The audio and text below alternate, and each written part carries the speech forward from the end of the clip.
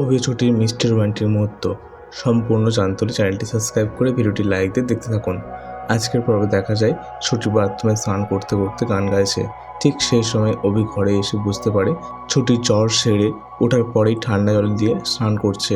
তখনই অভি চিন্তিত হয়ে বলতে থাকে, কালকেই তো জ্বর থেকে উঠেছো আর আজকে সন্ধ্যাবেলা ঠান্ডা জলে স্নান করছো। এরপরেই অভি বারবার ছুটিকে ডাকতে থাকে এবং বলে তাড়াতাড়ি বেরিয়ে আসুন, না হলে আমি দরজা ভেঙে ফেলবো।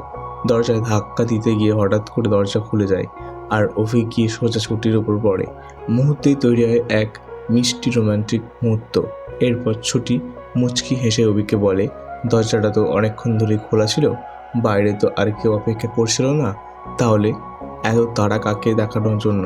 ছুটির কথা শুনে অভি লজ্জা পেলেও নিজের উদ্যোগের কথা জানিয়ে বলে, আপনার আবার জ্বর চলে আসবে, দেখুন চুল এখনও ভালো করে শুকায়নি। ছুটি তখন বলে, আমি তোয়ালি দিয়ে মুছে নিচ্ছি, কিন্তু অভি তাতেও রাজি হয় না।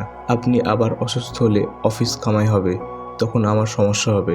এরপর দেখা যায় অভি নিজের হাতে খুব যত্ন করে ছুটির চুল শুকিয়ে দিচ্ছে। আর সেই সময় ছুটি কপালে সিঁদুর পড়তেই অভি মুগ্ধ চোখে তার দিকে তাকিয়ে থাকে। দুজনের মধ্যে এক ভালোবাসার ভরা মুহূর্ত তৈরি হয়। তো বন্ধুরা, এরপর কি হতে চলেছে আপনাদের কি মনে হয় তা কমেন্টের মাধ্যমে জানাবেন। ভিডিওটি ভালো লেগে থাকলে লাইক ও সাবস্ক্রাইব করে আমাদের পাশে থাকবেন। দেখা হচ্ছে পরবর্তী একটি এপিসোডে।